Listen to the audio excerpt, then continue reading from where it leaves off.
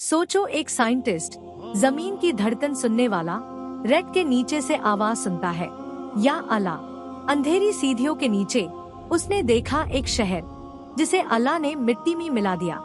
चेहरे रेड में छुपे, रातों में आवाजें और एक परछाई जो सिर्फ पश्चाताप कहते थी। डर, सस्पेंस, हॉरर और आखिरी में दिल का झुकना आस रब के आगे। ये कहानी सुनो, कैसे एक जिद्दी साइंटिस्ट ने ईमान पाया और जान गया धरती की हर धड़कन कह रही है ला इलाहा इल्लल्लाह। ऐसी दिल छू लेने वाली कहानियों के लिए सब्सक्राइब करो डीन इन मिनट पर। मेरा नाम डॉक्टर जॉनथन रीड है, एक ब्रिटिश साइस्मोलॉजिस्ट। मैं पूरी जिंदगी धरती के अंदर छुपे राज सुनता रहा, लेकिन कभी नहीं सोचा था कि एक दिन यही धरती मुझे सच्चाई की तरफ ले जाएगी। आज सच्चाई की तरफ जिसे मैंने कभी नहीं माना, पर मेरे दिल ने हमेशा ढूंढा।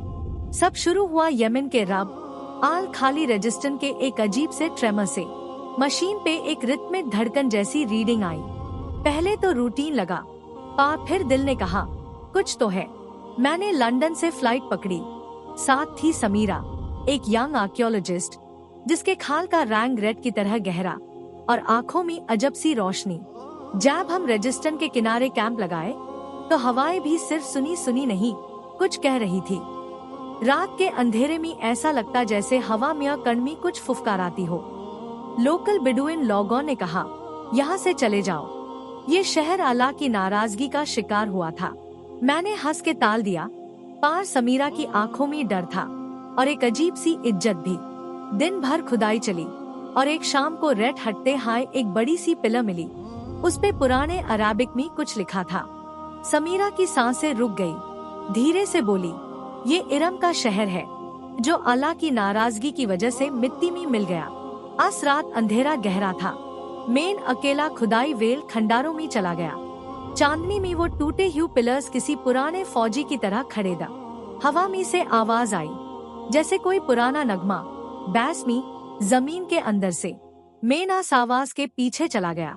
एक टूटी हुई सीढ़ियां नीचे जमीन में जाती थी। नीचे एक अंधेरा कमरा था और दीवारों पे पुराने नक्श। बीच में एक पठार की छतरी थी, उसके पास एक मिट्टी की मटकी जिसमें से एक पुराना स्क्रॉल गिरा हुआ था। समीरा भी आ गई थी। उसने पढ़ के बताया, जब उन्होंने अल्लाह की निशानियों को झुठलाया तो उन पर तबाही की आंधी छोड़ दी गई। मेरी रूह कांप गई।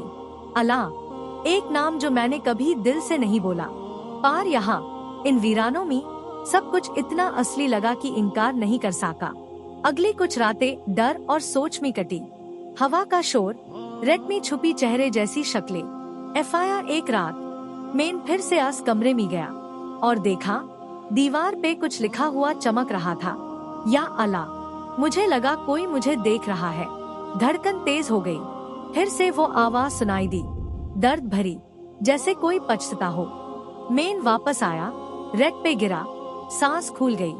समीरा बोली, तुमने क्या देखा? मैंने कांपते हुए कहा, मैंने उनकी पश्चाताप देखी। उन्हें अपनी गलती का एहसास था।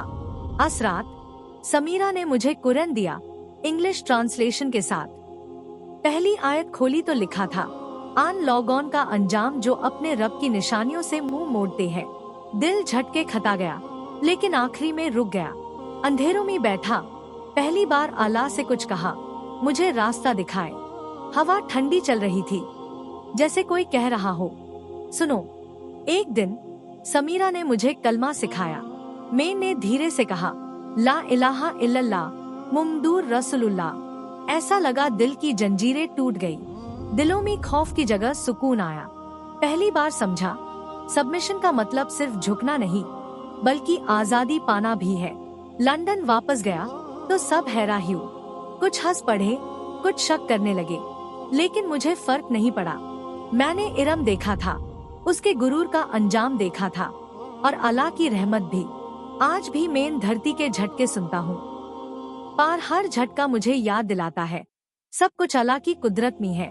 समीरा से शादी की, अब हम मिलके लोगों को ये कहानी सुनते हैं। इरम का शहर रेड में छुप गया, पर उसकी आवाज अब भी दुनिया को समझा रही है, अपने रब को याद रखो, वरना तुम भी हमारे जैसे हो जाओगे।